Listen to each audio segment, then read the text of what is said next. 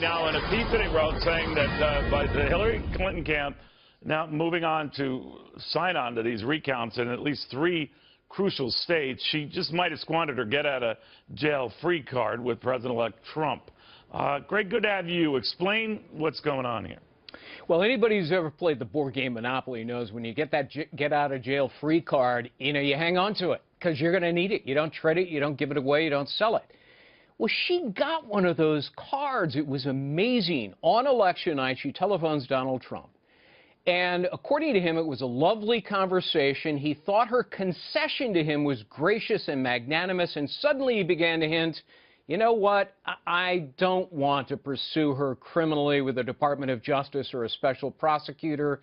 He then tells the New York Times that, the Clintons have suffered enough, it's time to move on. He all but guarantees it's over and the nation will move on. So think about it, Neil. She's got this get-out-of-free-jail card. So what does she do?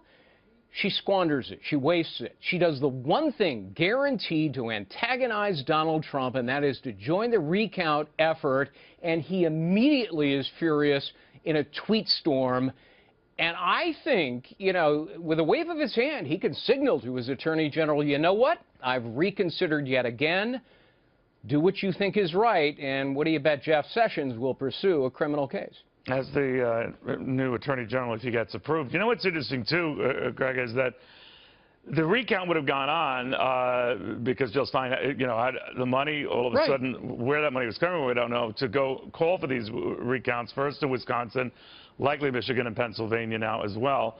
So it wasn't as the recounts wouldn't happen. Now, the Clinton folks had argued, well, they wanted to be there and have a sort of a legal seat at the table to make sure that, I guess, that their candidate wasn't, adversely hurt by this process. But it doesn't matter now, right?